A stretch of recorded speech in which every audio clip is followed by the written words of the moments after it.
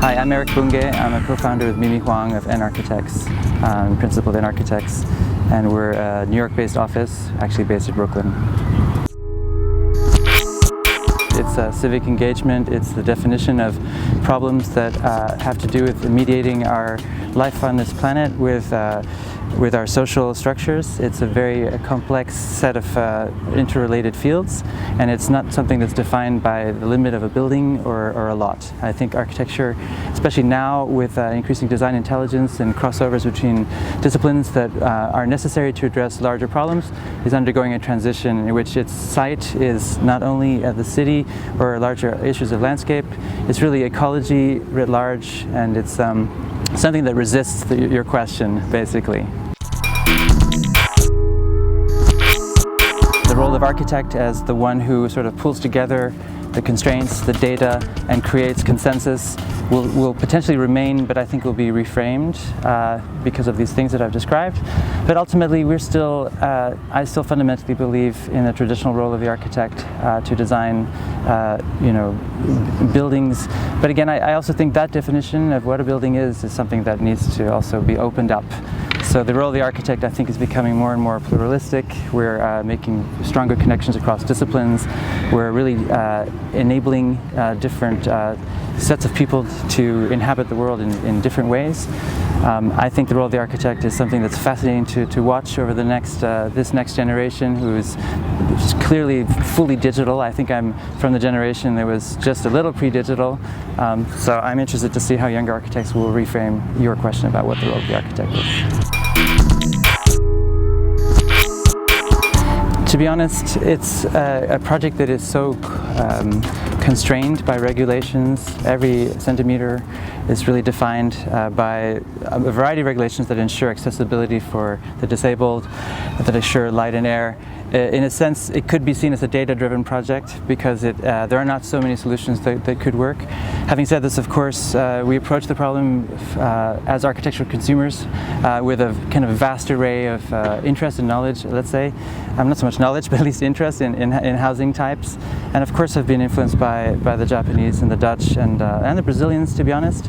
We're kind of influenced by New York itself as a microcosm. Our project looks a little bit like a microcosm of the skyline. We're interested in this idea of reinventing what micro is and how much of New York you can kind of not so much possess but inhabit. And I think our way of working is not so much to look at inspiration or references, but to understand how to frame problems in a kind of provocative and simple way, and diagram these so that a new solution presents itself. So the project, in a way, is emerging from this idea of nested scales more than it is from an idea of, let's say, inspiration from other architecture. Of course, it's implicit in everything we do, but we're trying to we're embracing what we need to embrace, which is expedient. In terms of the organization of the building, it's quite straightforward because it's a very small building, small footprint, so we really don't have that many options. It's a single loaded corridor mostly. It's a very narrow site. I guess what we reject are some of the sort of tropes of real estate development that lists amenities and provides these as a kind of a checklist of things that you can that they can sell you. We prefer a more cohesive approach that integrates public services with good light and air in a kind of straightforward, simple design.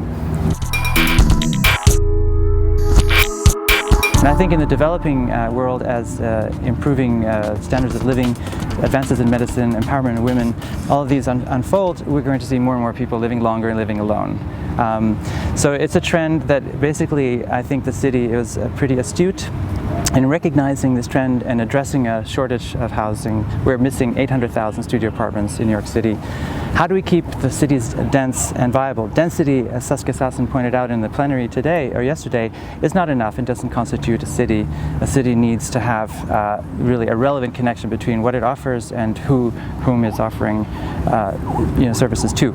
So I think the broader underpinning in terms of climate change really has to do with density and the positive sustainable aspects of density. Cities are still our best way of living on this planet and consuming less resources and interacting more. Beyond that, I think, it's just sensible design that responds. First of all, I would ask students to ask the question, what is housing? It's actually kind of a recent invention as a type. I mean, of course, habitation is as old as civilization.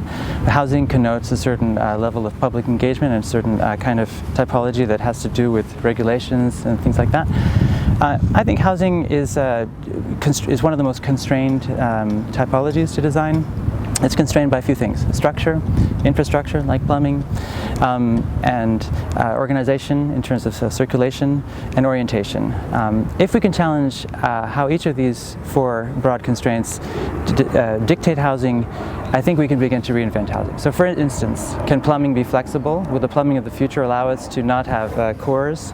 Can we reinvent the relationships between services and spaces that we sleep and eat in? Orientation, can we more closely refine through scientific analysis how we really should live in the context of our environment? Structure, can we develop new structural models that allow us to have column-free living, or that allow us to really bypass definitions between inside and outside and so on. The other advice I would give is to think of housing in not such a rigid way. We need housing to evolve according to changing demographics. Housing projects need, of course, a variety and need to be closely aligned to actual needs. But one thing I'm critical of is that too often housing organizational diagrams look like puzzles or like combinatorial matrices where you fit blocks like Lego.